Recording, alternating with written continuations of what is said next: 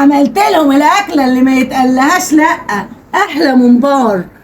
وعملت لهم طبق ملوخيه، وبصوا بقى عامله ازاي، رزايه الواحده بوحدتها. اللهم صل على النبي.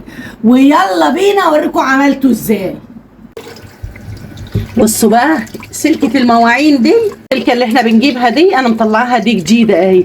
السلكه اللي بنجيبها اللي هي طالعه جديد النعمه بجد تحفه. بصوا بجد تحفه في تنظيف الممبار. انا جربت كذا حاجه.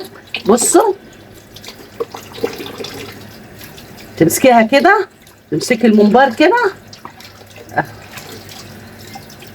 دي ما تكونش بس بتاعت مواعين تكونيش استعملتيها.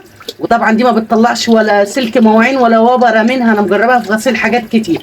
بتحطيها كده، تسحبي المصران كده تخليه قشطه اهو. والله العظيم انا فرحت لما قلت هتجرب دي كده. اكتر من واحد تاني اهو. اعتبري بتغسلي كوبايتين شاي اهي.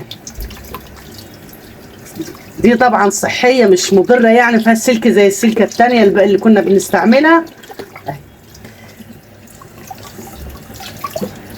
بصوا حته قشطه. ده انت كده تغسلي 20 كيلو بالطريقه دي. بصوا قشطه اهو. وبسم الله الرحمن الرحيم هننزل بالرز بتاعنا غسلته كده، وهننزل بالبصل بتاعنا ضرباه في الكبه كده، وهنزل بالطماطم. اللهم صل على النبي عليه الصلاه والسلام. وهنا قرنين فلفل كده احمر واخضر، بنحب طبعا طعم الشطه. غسله الخضره بتاعتنا ومصفيينها، ننزل بيها هنا. الله الله يا سيدي، الله الله.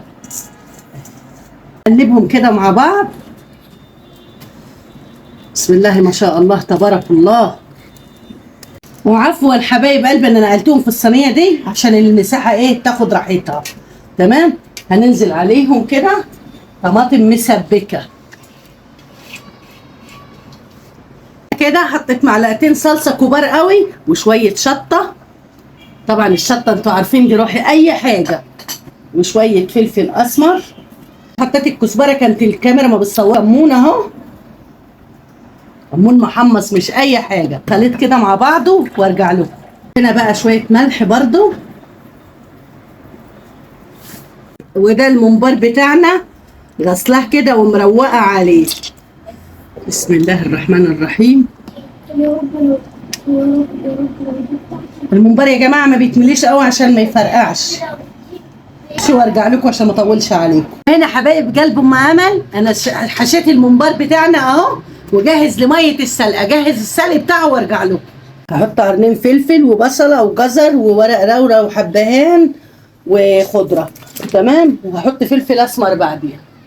الرحمن الرحيم. نحط كده الممبار. بسم الله الرحمن الرحيم. طبعا لازم الميه تبقى بتغلي.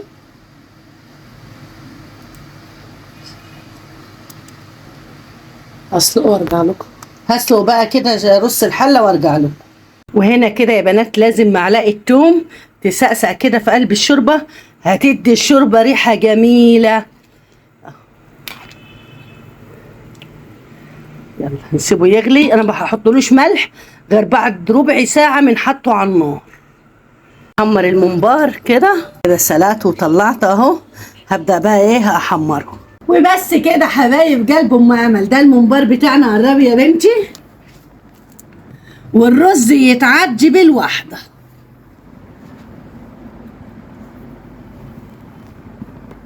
تسلم ايديك يا ام امل، والنبي زي السكر. بصي يا بنتي قربي تاني. بص الرز يتعدي بالواحده.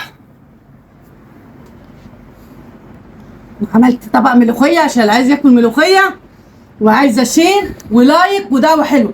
وروحي يلا صلي على النبي، ما تتحرميش من زياره النبي. نتقابل صحبه هناك ان شاء الله. قول اللهم امين. اللهم صل وسلم وبارك على سيدنا محمد عليه الصلاه والسلام.